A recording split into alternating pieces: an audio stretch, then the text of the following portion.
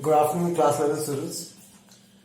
In the last video, we discussed the numericals of the chapter system of particles. In this video, also we'll continue with the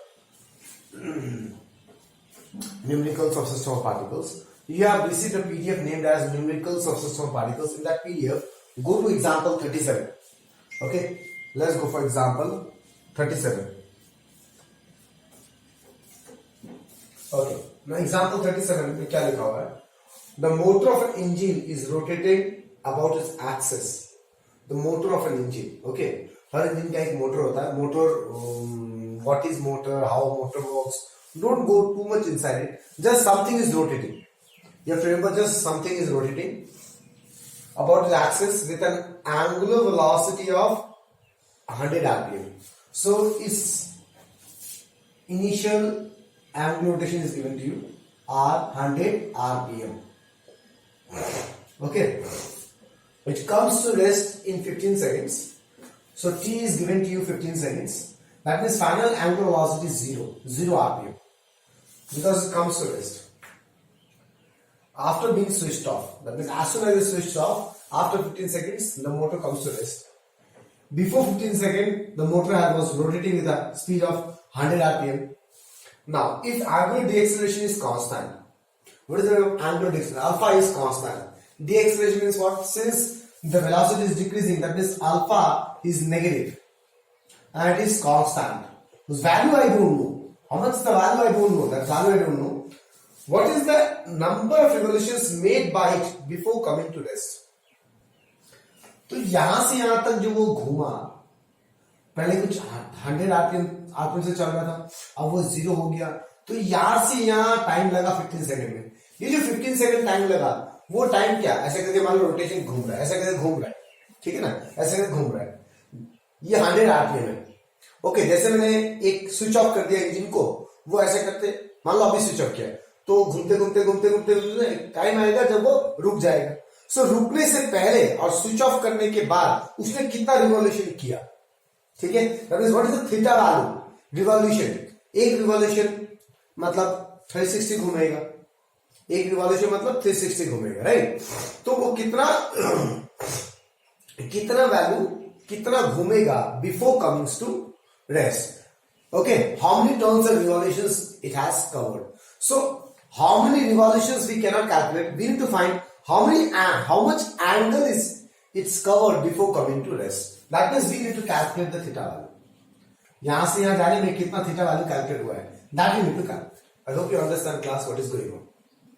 Okay, तो ये theta निकालना है, तो ये दिया है, ये दिया है, ये दिया है. कैसे निकालेंगे थीटा? सोचो. तो see here again, what are the different formulas we need to? With respect to theta, we have one formula is this.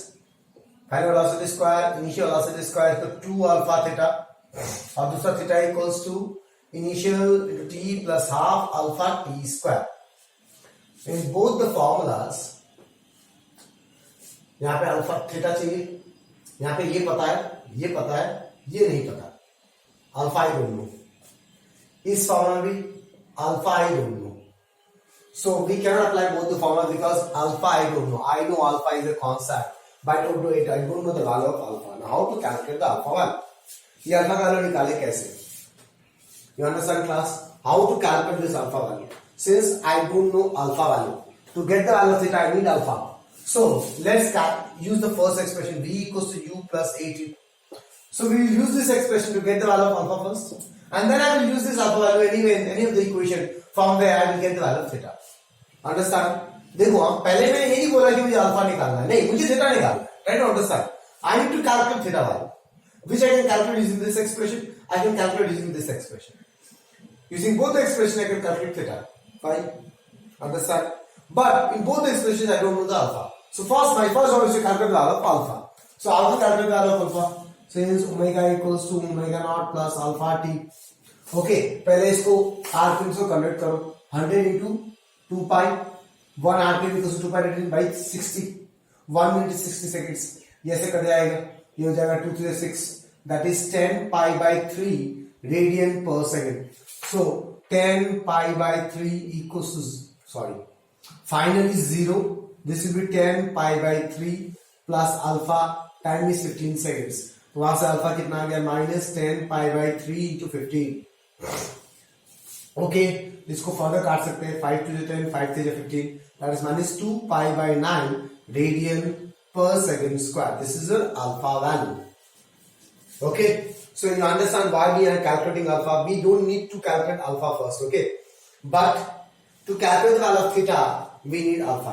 Now, did they ask you the value of theta? No, they ask you how many revolutions it will take it. So how many revolutions निकालने के लिए पहले मुझे निकालना पड़ेगा कितना angle बनाया है. So कितना एंगल बनाया वो कैसे निकालेंगे?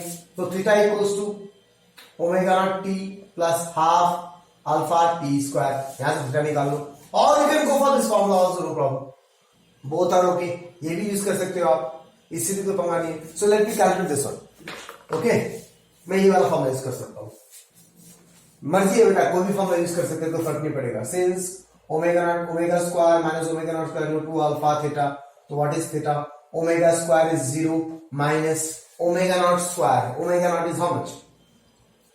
100 pi square by 9 divided by, इसको मैं होल स्क्वायर कर दिया, divided by 2 into alpha. What is alpha? -2 pi by 9. Okay class, तो ये माइनस माइनस कटेगा, ये पाई कटेगा, माइनस माइनस कटेगा, 9 will cancel out. Okay, pi will cancel out, understand. तो ये हो जाएगा 250 and 225. So how much we got theta? 25 pi. This is the value of theta we got, 25 pi. Okay, but they didn't ask you theta. They ask you what is the number of revolutions made by it. Okay, अब हम क्या करेंगे? मुझे पता चल गया कि 25 pi घूमा है बिफोर कमिंग टू रेस्ट. यहां से यहां आने के लिए वो 25 pi घूमा है. So for 2 pi radian, number of revolutions is how much? 1. So for 1 radian, number of revolutions 1 by 2 pi. So for 25 pi radian, number of revolutions 1 by 2 pi into 25 pi. तो कितना आ रहा है? 25 by 2, that is 12.5 revolutions is getting. 12.5 revolutions. 12.5 revolutions ने cover किया, then it comes to rest. Okay class, let's go for the next one. Okay, the next question is example number 40. We'll do example 40 here. Let's read the question. A solid cylinder rolls down an inclined plane. So we have a inclined plane like this, and this is solid cylinder. Cylinder is solid, but I can see only the circular part of the cylinder, which rolls down. Okay, it is not sliding, it is rolling.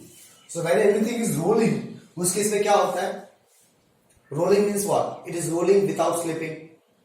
ये condition याद रखना है पहले. Okay, the mass of the cylinder is 2 kg given to you. Radius of the cylinder is 0.1 meter given to you, and the height of the inclined plane h is given to you 4 meter. Okay, what is this rotational kinetic energy when it reaches the foot of the plane? Assume that the surface are smooth, that means there is no friction. We don't need to take account the friction part. There is no friction. Okay, चलो थोड़ा बच गए हैं, friction नहीं है. Next, take mi of the solid cylinder about its axis. Okay, that is moment of inertia of the solid cylinder is given to you mr square by 2. Since small letters are given to you, that means I will take this is small m, this is small r. Okay class, now जब ये cylinder यहां पहुंच जाएगा, इसका kinetic energy कितना होगा, that you need to calculate. Okay, and there is no friction also. Now since there is no friction, that's why this question becomes easy. There is a reason behind it. Okay, क्या reason है, ध्यान से समझो आप. जब ये cylinder यहां पे था और जब यहां रोल करने लगा तो यहां पहुंचा. So take it as one point as A and one point as B. Okay, clear. And there is no friction, ये बोला गया है. तो ये मैं कैसे करूं? यहां पे उसका क्या निकालना है, काइनेटिक एनर्जी निकालना है. How to calculate? एनर्जी पूछा गया है और कुछ नहीं पूछा, सिर्फ एनर्जी पूछा है. So since they have asked you about energy, so let's go for anything. Any system always follows conservation of energy, right? तो इस बॉडी का जो टोटल एनर्जी यहां पे होगा वही टोटल एनर्जी यहां पे होगा, that is confirm. Okay now see तो मैं वही टोटल एनर्जी को कंजर्व करूंगा, नथिंग एल्स। अब तुम्हारे दिमाग में आने वाला है कि कैसे पता चलेगा टोटल एनर्जी को कंजर्व करना है, किस तरीके से पता चलेगा। तो अगर मुझे काइनेटिक एनर्जी चाहिए एट दिस पॉइंट, तो मुझे इस बॉडी का वेलोसिटी चाहिए, then only you can calculate kinetic energy, right. Half M we square, half M we square the kinetic energy. पहला गलती बच्चे ये करेंगे, since it is rolling that means it will have some rotational kinetic energy also, half I omega square. Try to understand the question कि मैं conservation energy में क्यों जाऊंगा, ये जानना बहुत जरूरी है। अगर तुम डायरेक्ट काइनेटिक एनर्जी निकालने की कोशिश करोगे तो तुम्हें वेलोसिटी चाहिए और तुम्हें एंगुलर वेलोसिटी लीनियर वेलोसिटी दोनों चाहिए, नहीं तो कर नहीं पाओगे इस क्वेश्चन को, राइट। ये लीनियर वेलोसिटी जो इधर जा रहा है इस तरफ, और ये एंगुलर वेलोसिटी जिस तरह से घूम रहा है। अब लीनियर वेलोसिटी मैं कैसे निकालूंगा? लीनियर वेलोसिटी निकालने के लिए तुम्हें यहां से आने का डिस्टेंस चाहिए, v equals to u plus 80, या तो v square minus v square equals to 2s। अगर तुमने ये फॉर्मूला लगाया, u पता है 0 है एट द टॉप, मतलब acceleration is g sin theta, यहां पे थीटा होगा। ऐसे क्वेश्चन हमने पहले किए, वो करें जी पावर में। ओके, स्टोन नीचे गिर रहा है तो इस velocity of stone eight this point मैंने निकाला था, तो इधर g लग रहा था, इधर थीटा, ये g cos थीटा, इस तरफ g sin थीटा। तो acceleration also we know g sin theta. s we can calculate this value, can we calculate? तो I for this value I know 4 meter. For calculation of this value, this side I need theta. क्या theta ये मैंने नहीं दिया हुआ है, मतलब v में v कैलकुलेट नहीं कर सकता। क्लियर? ये सब समझो, ये सब समझना पड़ता है। डायरेक्टली हम ओके सर ने बोला कंजर्वेशन एनर्जी लगाना, चलो लगाना स्टार्ट करते हैं। You need to think on your own, brainstorming करना पड़ेगा। क्या जरूरी है कंजर्वेशन एनर्जी निकाल लगाना है? क्या मैं दूसरे किसी तरीके से कर नहीं सकता? तो let's think about it, that brainstorming I am doing for you. हम कर सकते हैं, चलो कर सकते हैं, लेट्स सी। तो ट्रांसलेशन काइनेटिक एनर्जी निकालने के लिए आप हम इसको लगाना पड़ेगा, वेलोसिटी निकालने के लिए मुझे फॉर्मूला लगाना पड़ेगा। इस फॉर्मूला में मुझे क्या नहीं पता, थीटा नहीं पता। एक्सप्रेशन निकाल सकता हूं लेकिन एक्सप्रेशन थीटा पे डिपेंड करता है। ये डिस्प्लेसमेंट निकाल सकता हूं लेकिन डिस्प्लेसमेंट थीटा पे डिपेंड करता है, थीटा नहीं पता मेरे को, जॉब इज डन, नहीं कर सकता। ठीक है ना? अब मैं अगर लीनियर वेलोसिटी नहीं निकाल सकता तो एंगुलर वेलोसिटी कभी नहीं निकाल पाऊंगा, v equals to r omega होता है। तो हम डायरेक्टली काइनेटिक एनर्जीज निकाल नहीं पाएंगे। क्लियर? इसीलिए हम क्या कर रहे हैं, we are going some other way to get the values of energy. So when a specific condition is not applying, we go for basic conservation laws. So I can say that total energy at A will be equals to total energy at B. इन दोनों को मैं equal बोल सकता हूँ, energy at A equals to energy at B. Okay, energy at A will be equals to kinetic energy at A plus potential energy at A equals to kinetic energy at B plus potential energy at B. Okay, A पे kinetic energy 0 होगा, क्यों होगा भाई? को body rest पे है, और potential energy होगा mgh, height is also negative. Okay, B पे जो काइनेटिक एनर्जी होगा वो दो टाइप का होगा, एक ट्रांसलेशन है, एक रोटेशनल। क्यों? बिकॉज बॉडी रोल कर रहा है विदाउट स्लिपिंग, और पोटेंशियल एनर्जी 0 होगा, हाइट 0 है, बस। So we got mgh is equals to, we need total kinetic energy है ना, तो टोटल काइनेटिक एनर्जी मिल जाएगा वो। I hope you understand class.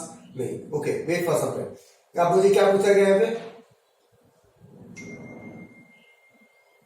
What is this rotational kinetic energy when it reaches foot of the plane? Okay, मुझे इसका सिर्फ rotational kinetic energy चाहिए। ओके, ट्रांसलेशन काइनेटिक एनर्जी नहीं चाहिए, लेकिन इसमें दोनों काइनेटिक एनर्जी है, रोटेशनल और ट्रांसलेशन दोनों है, राइट? तो क्या करूं? तो ट्रांसलेशन काइनेटिक एनर्जी होता है half M we square, rotation kinetic energy होता है हाफ आई ओमेगा स्क्वायर। मैं कैसे निकालूं बेटा? How to calculate now? Because I need only rotational kinetic energy, MGH तो I can calculate, translation kinetic energy can be calculate V. Just तो हमने पढ़ा कि वी कैलकुलेट नहीं कर सकते, तो क्या करेंगे? हाउ टू कैलकुलेट, कैसे करेंगे? क्योंकि हमारे दिमाग में क्या आएगा, चलो रोटेशन काइनेटिक एनर्जी निकालना है, मतलब एमजीएस से ट्रांसलेशन काइनेटिक एनर्जी को माइनस कर दूंगा, आंसर आ जाएगा, राइट? तो ट्रांसलेशन काइनेटिक एनर्जी निकाल सकते हो तुम? ट्रांसलेशन काइनेटिक एनर्जी निकाल पाओगे? नहीं निकाल पाओगे, because just now we have discussed that we हम कभी कैलकुलेट नहीं कर सकते। तो हम क्या करते हैं, रोटेशनल काइनेटिक एनर्जी निकालने के लिए आई तो I can easily calculate, m is given to you, r is given to you, if I can calculate omega, job is done, right. Omega का वैल्यू अगर निकालना तो यहां से मैं ओमेगा का वैल्यू निकालूंगा, ठीक है। अब यही क्वेश्चन अगर एग्जाम में आ जाए फाइंड ट्रांसलेशन काइनेटिक एनर्जी, तो तुम यहां से v का वैल्यू निकाल लोगे, ठीक है सर। ओके, तो क्या करेंगे हम, कैसे करेंगे, see nicely. So we know what is v, v equals to R omega, तो v को आर ओमेगा के फॉर्म में लिख दो। mgh equals to half m, v की जगह मैं लिख सकता हूं R square omega square plus half I omega square. Okay, I का वैल्यू डाल देते हैं, what is that, M R square by 2, M R square by 2। देखो m m n cancelling out, what is left with gh omega square common, r square by 2 plus r square by 4, ऐसा आ गया। Okay class, r square by 2 plus r square by 4। Okay, यहां से omega square निकाल लो, तो omega square कितना आ जाएगा, omega square LCM कितना आएगा 4, 2 r square plus r square, कितना समझ में आ गया, 4 से एलसीएम 2 2 जा 4, 2 r square plus r square, that is how much 4gh by 3r square equals to omega square. Therefore, rotation kinetic energy is what? Half I omega square. Now substitute all the value. mr square by 2 into what is omega square? 4gh by 3r square. R square is cancelling out. 2 to the 4 is cancelling out. So I got mgh by 3. तो चलो mgh by 3 निकालते हैं. 2 into g not given, 9.8 into 4 is h by 3. So let me see whether we getting the same answer or not. Okay, yes, mgh by 3 आ गया. That's how much? 26.13 joule. This is the rotation kinetic energy. तो अब तुम ध्यान से समझो, हम individually नहीं निकाल पाएंगे. पहला बात ये, this you need to understand कि इंडिविजुअली v कैलकुलेट नहीं कर सकता because theta is not given to you. Individually omega I cannot calculate because theta is not given. Okay, that's all class. Go for the next question. Okay, the next question is example 41. This is a very important question, a very interesting one. Okay, very interesting. Try to understand. A 70 kg man stands in contact against a wall of a cylindrical drum of radius 3 meter. Rotating about its vertical axis with 200 rpm. Okay. The coefficient of friction between the wall and its clothing is 0.15. Okay, क्या क्या दिया हुआ? एक body है जिसका मास दिया हुआ है 70 kg. Done.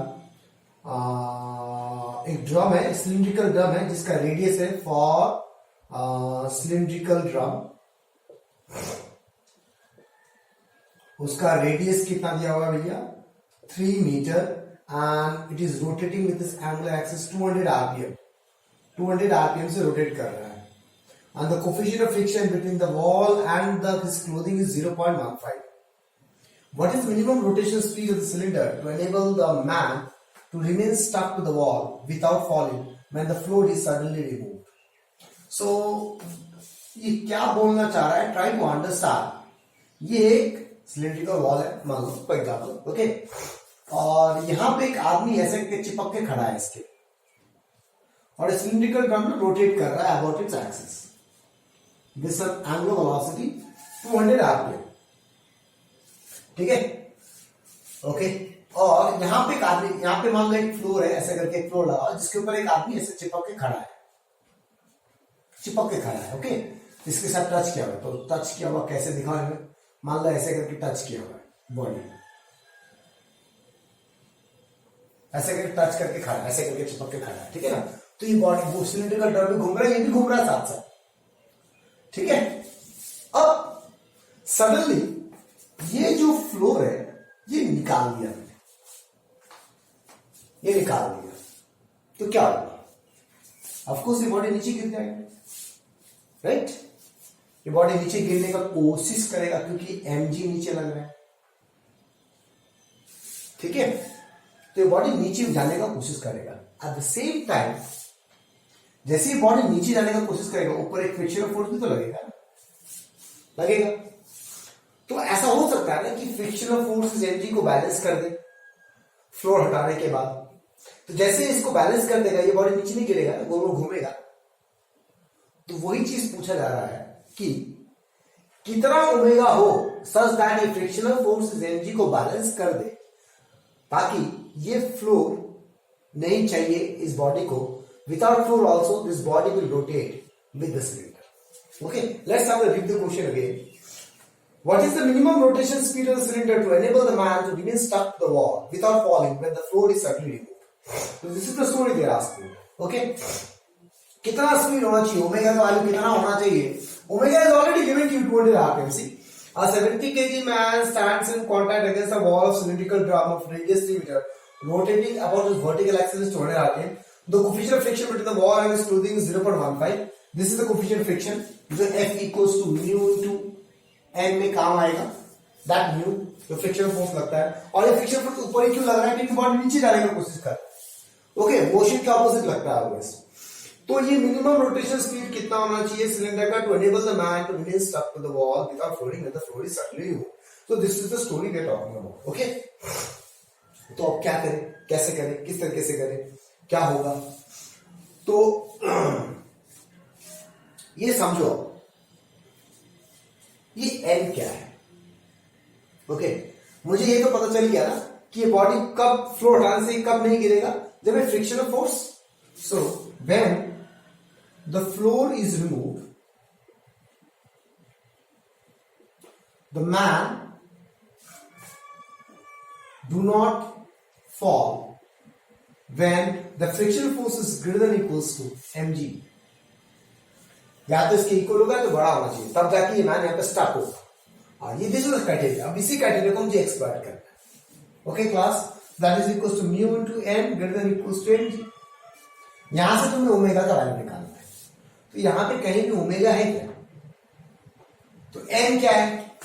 n ऑलवेज किसी सरफेस के ऑपोजिट लगता है. जैसे ये बॉडी इस सरफेस पे रखा हुआ है तो यहां पे n लगेगा, राइट?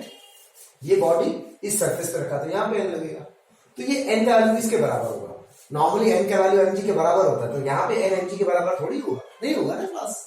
तो क्या करेंगे? तो n का वैल्यू कहां से लाऊं? मोरओवर ये this is the only condition where the body will not fall down. तो यहां से मैं ओमेगा कैसे लाऊं? तो अब ध्यान से मेरी बात सुनो. इस बॉडी में एक नॉर्मल डायरेक्शन लग रहा है, at the same time body गोल गोल घूम रहा है ना, तो कहने से इस तरफ एक सेंट्रीपिटल फोर्स लगेगा. We all know when a body is rotating like this, so Fc, think it as equation 1. What is Fc? Fc is the centripetal force acting on the body. Centripetal force acting on the body. लगता है ये centripetal force कितना होता है? mv square by r होता है. Clear? Okay, और इसको अगर मैं ओमेगा के फॉर्म में लिखूं, क्योंकि मुझे ओमेगा के फॉर्म में चाहिए, तो ये क्या हो जाएगा? एम आर ओमेगा स्क्वायर हो जाएगा centripetal force. Clear? I hope you understand this things. अब सिंस ये बॉडी यहीं पे स्टक किया हुआ है at this situation, that means can I say this force and this force will be equal. Since the body is stuck to the cylinder wall. Since the body is stuck to the cylinder wall, can I say Fc will be equals to n? Therefore, mu into Fc is greater than equals to mg. Right? That is mu into what is Fc? mr omega square greater than equals to mg. mm cut गया, तो what is omega square? Omega square is greater than equals to g by mu into r. Okay, आ गया ऐसे omega. तो omega का value will be greater than equals to under root g by mu into r. So from there you can calculate omega is greater than equals to under root. What is g? 9.8. What is mu? 0.15. What is r? 3 meter. From there, what the value will get? The calculation I am seeing from book. तो ये कितना आ जाएगा? Calculation is 4.67 radian पर second. Okay, so omega should be greater than equals to this much. But what the question is, what is the minimum rotational speed? Minimum value पूछा है. If I say x is greater than equals to 3, तो x का minimum value 3 है ना, उसका x 3 से बड़ा हो ही सकता है.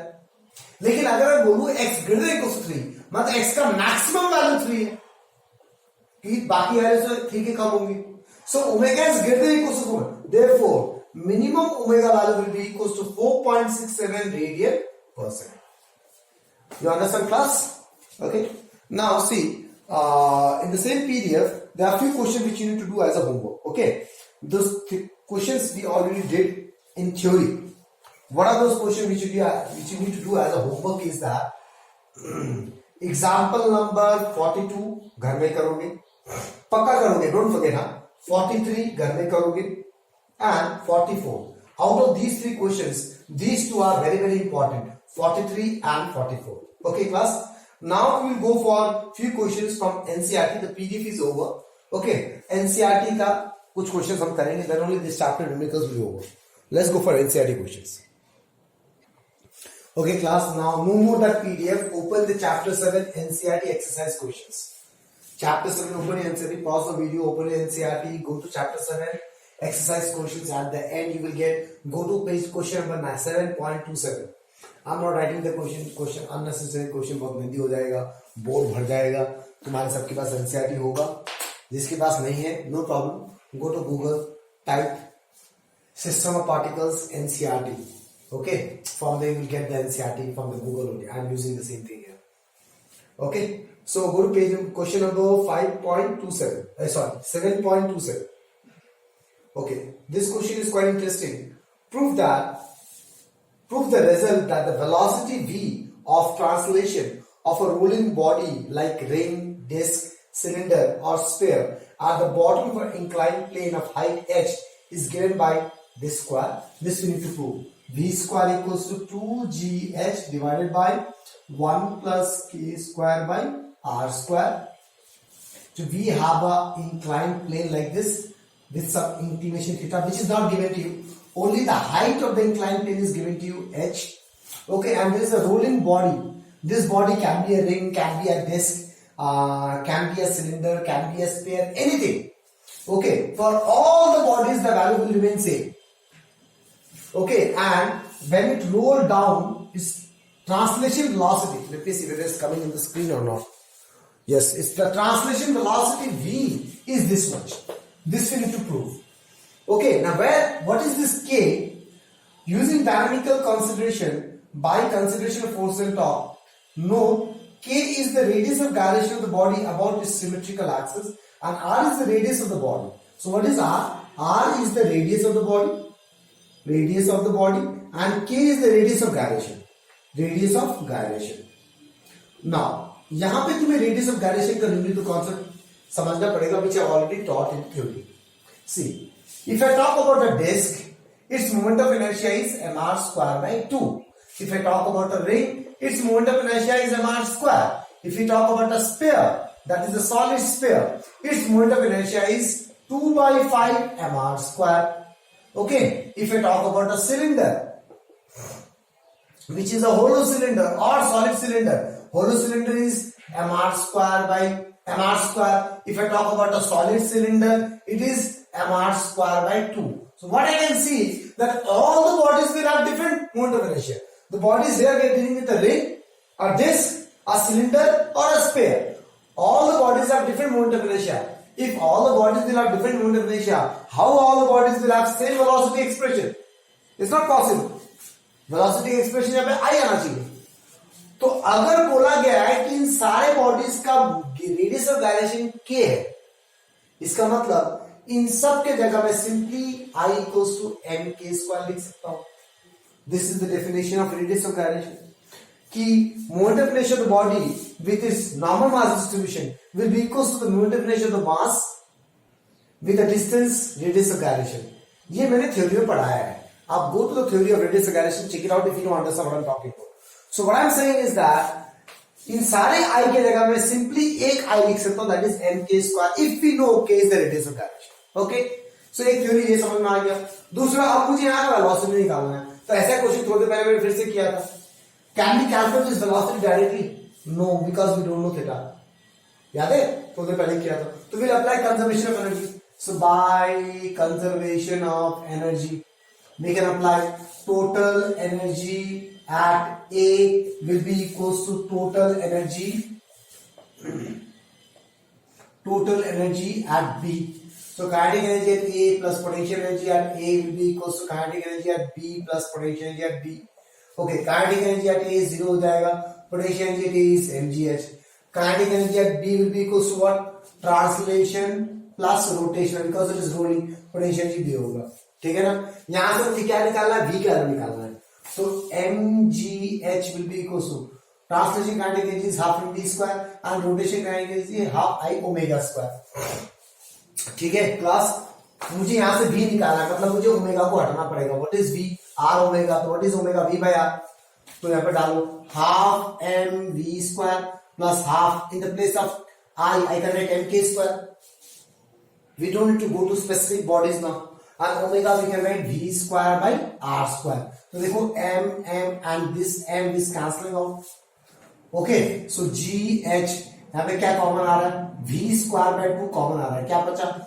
1 plus k square by r square. देखो आंसर आ गया 2gh divided by 1 plus k square by r square equals to v square. Is done. Okay class, let's go for the next question from the NCERT. Okay class, now the next question is 7.30. Okay, 7.30. It's a very dangerous question. ध्यान से समझना क्या बोलना चाह रहा हूं। A solid disk and a ring. Question is very short but solution is very. The solid disk and a ring, both of radius 10 centimeter. So we have a disk, a solid disk and ring, दोनों का radius is same. How much it is? 10 centimeter, that is 0.1 meter. Okay, are placed on a horizontal table simultaneously with initial angular speed of 10 pi radian per second. Which of the two will start to roll earlier? The coefficient of friction, kinetic friction, is given to you 0.2. Question बड़ा ही simple है, छोटा सा question बोला गया है। कौन पहले role करना स्टार्ट करे? तो ध्यान समझो क्या हो रहा है इधर। तो ये दो सॉलिड डिस्क कर रही है जो कि रोटेट कर रहा है, इस स्पीड से रोटेट कर रहा है। इन दोनों rotated, both the rotational disc as well as rotational ring को मैंने टेबल में रखा। तो क्या होगा? कोई रोटेटेड चीज अगर तुम टेबल में रखोगे वो रोल करना स्टार्ट कर जाता है ना, अपने आप आगे की तरफ चला जाता है रोटेशन वाला। अगर कोई चीज ऐसे रोटेटेड, अगर पेन तुम रोटेट करते करते टेबल में रख दो तो ये रोटेट करके आगे चला जाएगा, ये सब। तो वही पूछा गया है, रोटेट तो करेगा, तो out of disc and ring कौन पहले रोटेशन स्टार्ट कर दिया? थोड़ा सा छोटा सा टाइम डिफरेंस होगा, तो वो कैसे पता करो? अब तुम्हें कुछ चीजें समझनी पड़ेंगी। ये रोटेशन क्यों होगा, किस लिए होगा, किस तरीके से होगा। तो रोटेशन मतलब वो क्या हो रहा है? वो रोटेट भी कर रहा है और लीनियर मोशन भी ट्रैवल कर रहा है, ठीक है। तो मैं पहले इस चीज को समझूंगा। डिस्क है और रिंग है, कोई बॉडी है जो रोटेट कर रहा है विद सम एंगुलर स्पीड 10 पाई, कुछ घूम रहा है। घूमते घूमते जैसे इसको मैंने किसी सरफेस पे रखा, एक हॉरिजॉन्टल सरफेस पे रखा, ये रोटेट कर रहा है ना, तो ये ट्राई टू मूव फॉरवर्ड होगा। It will try to move forward, because of that frictional force will act, clear, and force mg will act downward and normal reaction force will act upward. These are the few things will start acting. Clear? इतना समझ में आया कि नहीं आया बताओ मुझे। अब यही वो फ्रिक्शनल फोर्स है जिसके कारण ये बॉडी आगे जाएगा। क्योंकि देखो बॉडी जब आगे जा रहा है उसमें कुछ ट्रांसलेशन मोशन हो रहा है। वो बॉडी जब ट्रांसलेशन मोशन तभी करेगा ना जब उससे फोर्स लगेगा। यहाँ पे वो कौन सा फोर्स लग रहा है? ये वाला फोर्स लग रहा है। ये जो फ्रिक्शनल फोर्स है वही इस बॉडी को आगे लेके जाएगा with some acceleration a. Clear? Understand? ये कहानी समझ में आया है कि नहीं आया ये बताओ, सोचो, थिंक अबाउट इट। ओके, तो ये जो बॉडी है जो कि रोटेट कर रहा था, रोटेट करते करते जैसे मैंने इसको एक हॉरिजॉन्टल सरफेस पे रखा, तो इसमें क्या लग रहा था? Friction. And because of this friction this body will start rotating और start moving, start rolling in front. So frictional force is the force which actually limit this body to a particular linear motion, ठीक है। अब इस body में दो type का acceleration produce होगा। Try to understand. एक एक्सेलरेशन होगा linear acceleration which is again caused by friction. At the same time तुम थोड़ा दिमाग लगाओ, ये बॉडी रोटेट कर रहा था 10 पाई रेडियन पर सेकेंड से।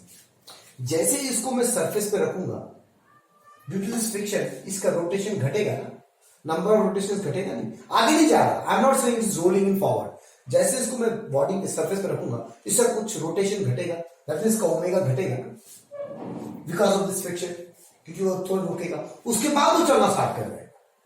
This situation we need to exploit here. यहां पे मैं जो भी करूंगा वो उस चीज को करूंगा मैं। वो बॉडी गोल गोल घूम रहा था, मान लो वो 100 आरपीएम प्रोड्यूस कर रहा है initially when it was not in contact with the surface. 100 RPM produce कर रहा है, 100 आरपीएम जैसे प्रोड्यूस करते करते 100 आरपीएम कर रहा है, उसको सरफेस पे रखा, अब वो 100 घट के कुछ हो जाएगा, उसके बाद वो चलने लगेगा। क्लियर? ओके ना, ये 100 घट के कुछ कम क्यों हो जाएगा? बिकॉज ये फ्रिक्शनल फोर्स जो है वो इसको, ये गोल गोल ऐसे घूम रहा है और फ्रिक्शन फोर्स इसको ऑपोजिट घुमाएगा, ये फ्रिक्शन फोर्स रोकेगा इसको, बिकॉज ओके इस फ्रिक्शन फोर्स रोकने के कारण उसका आरपीएम थोड़ा घटेगा, मतलब उसका एंगुलर वेलोसिटी घट जाएगा। क्लियर? उस एंगुलर वेलोसिटी घटने के बाद वो रोटेशन स्टार्ट करेगा। क्लियर? अंडरस्टैंड? अब मेरी बात, दो चीज समझ में आ गया। एक, इस बॉडी में लीनियर एक्सेलरेशन किस लिए आया? Because of this frictional force. ठीक है। दूसरा, ये बॉडी रोटेट करना, रोल करना स्टार्ट कब करेगा? ओके, क्यों करेगा? Again because of this frictional force. क्यों करेगा? Because of this frictional force roll करना स्टार्ट करेगा, because of this linear acceleration is coming. Now ये रोल करना कब स्टार्ट करेगा? Again I am saying, don't get confuse. एक, मैंने क्या बोला कि इस बॉडी में आगे जाना, रोल क्यों करेगा, आगे क्यों जाएगा? Because of this frictional force. Because of that it body will have some linear acceleration a in forward direction. Clear? Okay, अब मैं बोलना चाह रहा हूं ये रोल कब करेगा, क्यों करेगा, समझ में आ गया? कब करेगा वो वाला कंडीशन मुझे पता करना है, then only we can find value of time कि रोल कब स्टार्ट हुआ। ओके, रोल कब करेगा? तो यहां पे दो चीज हो रही। एक, because of this linear acceleration इस बॉडी में कुछ लीनियर वेलोसिटी क्रिएट हो जाएगा after some time t. Body not moving, it's not moving forward. See, due to this angular velocity, ठीक है, उसका कुछ लीनियर वेलोसिटी होता है ना, आर ओमेगा, होता है कि नहीं होता है? होता है। तो ये जो लीनियर वेलोसिटी क्रिएट हुआ आर ओमेगा, इसमें ये ओमेगा कौन सा वेलोसिटी और ये वेलोसिटी कौन सा है?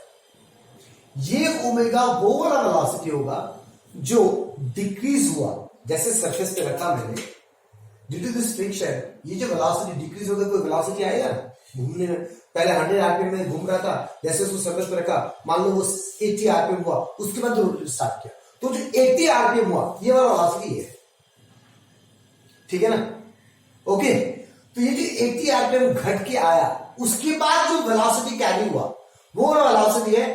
तो ये जो वेलोसिटी हुआ 80 आरपीएम के तरफ, 80 आरपीएम जो वेलोसिटी, जो एंगुलर वेलोसिटी घट के आया, उस वेलोसिटी के एंगुलर वेलोसिटी के कारण जो लीनियर वेलोसिटी क्रिएट होगा इस बॉडी में, वो लीनियर वेलोसिटी और and the velocity which is acquired by this body because of this linear acceleration अगर इक्वल हो गया तो वो बॉडी आगे चलने लगेगा। ये है एक्चुअल बेसिक आइडिया जिसको तुम्हें एक्सप्लॉइट करना है। Again I am saying, I know this problem with the students to understand this. यहां पे दो चीज हो रहा है।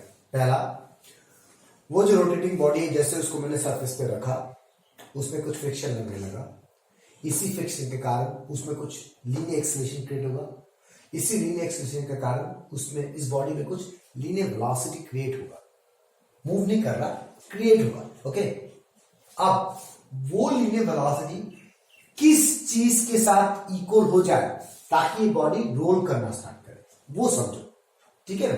तो अब मेरी बात सुनो, तो ये जो लीनियर वेलोसिटी है, कौन सा वेलोसिटी है? वो वेलोसिटी जो लीनियर एक्सेलरेशन के कारण प्रोड्यूस हुआ। ये लीनियर एक्सेलरेशन क्यों आया? Because of this frictional force. This is one, keep it aside. ठीक है ना? अब नेक्स्ट, जैसे ये बॉडी नीचे गिरेगा, उस बॉडी में कुछ नेगेटिव टॉर्क लगेगा because of this frictional force. ये टेंजेंशियल फोर्स है ना, इस टेंजेंशियल फोर्स के कारण इसमें कुछ नेगेटिव टॉर्क लगेगा। अगर ये आगे घूम रहा है तो पीछे की तरफ घुमाएगा, जिसके कारण क्या होगा? इसका रोटेशन कम हो जाएगा, मतलब इसका वेलोसिटी घट जाएगा। क्लियर? ओके, अब वो जो वेलोसिटी घट के जो वेलोसिटी आया, वो वेलोसिटी के कारण जो लीनियर वेलोसिटी क्रिएट हुआ और जो वेलोसिटी क्रिएट हुआ because of the linear acceleration, अगर दोनों इक्वल हो गया तो ये बॉडी रोल करना स्टार्ट करेगा। बस, अगर दोनों इक्वल नहीं हुआ तो बॉडी रोल नहीं करेगा। क्लियर? मतलब इस फ्रिक्शन के कारण जो लीनियर वेलोसिटी क्रिएट हुआ और डिक्रीजिंग ओमेगा के कारण जो लीनियर वेलोसिटी क्रिएट होने वाला था, अगर दोनों इक्वल हो गया तब बॉडी रोल करेगा। I will explain this situation here. Clear class? So please pause the video, make that video, pause the video and make this figure and try to understand, repeat the video again and again, try to understand what I'm trying to say you, because the same thing I will do here also. मैंने अभी जो भी बताया वो literature था, उसको mathematically करें, ठीक है ना? अब देखो, this is situation, we have two bodies but I will consider as single body. Okay, दोनों बॉडी का मास सेम है, दोनों बॉडी का रेडियस सेम है। ओके, मास सेम है। Let me read the question again.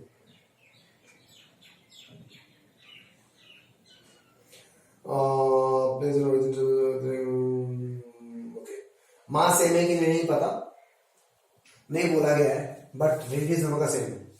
Okay, बाद में बात करेंगे उसके बारे में। अब हम इंडिविजुअल लेके काम नहीं करेंगे, हम एक पर्टिकुलर बॉडी को लेके काम करेंगे, ठीक है? Particular body, take this as a body, बाद में इंडिविजुअल केस डालेंगे। अब जैसे ही मैंने इसको डिस्क में रखा, इसमें कुछ फ्रिक्शनल फोर्स क्रिएट हुआ। Okay, what is the frictional force created? Q into M, new Q into M, right? ये जो फ्रिक्शनल फोर्स क्रिएट किया है वो क्या है? New Q into mg, because M is equals to mg, right?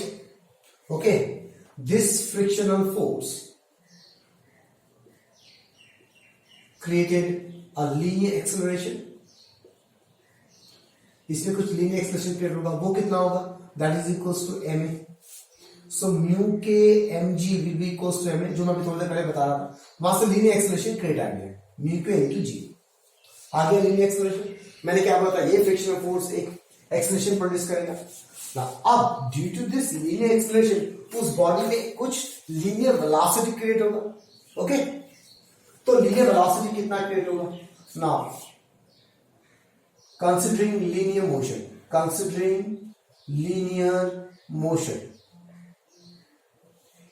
initial linear velocity is 0. Initially इसका कोई velocity नहीं है, इसका एंगुलर वेलोसिटी है लेकिन linear velocity नहीं है। Clear? is 0, u is 0, acceleration is mu k g. Okay, so let after time t the linear velocity acquired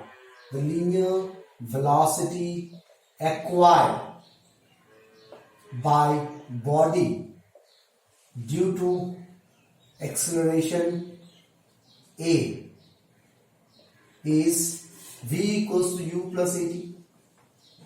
ये जो v कौन सा वेलोसिटी है? वो वाला वेलोसिटी आया, लीनियर वेलोसिटी आ गया उस बॉडी में जो कि इस एक्सेलरेशन के कारण आ रहा था। और ये एक्सेलरेशन क्यों आया था? इस फ्रिक्शन के कारण आया था, ठीक है? तो v equals to 0 plus a is how much? Mu के जी इंटू टी। तो म्यू के नहीं लिखने से भी चलेगा, सिर्फ म्यू के लिखो। सो ये वेलोसिटी आ गया म्यू के जी into T. Okay, so this is the velocity which is acquired by the developed in that body because of this acceleration, and this acceleration is because of this friction. मैंने एक linear condition समझ लिया। अब इतना ही linear velocity उस rotating body में आना चाहिए after decreasing of the angular velocity, right? तब जाके रोल स्टार्ट होगा। इतना मुझे समझ में आ गया। तो अब हम क्या करेंगे? Considering the angular motion of the body. Now, due to friction, which is tangential, ये जो फ्रिक्शन लग रहा है वो tangential है। The body, the rotating body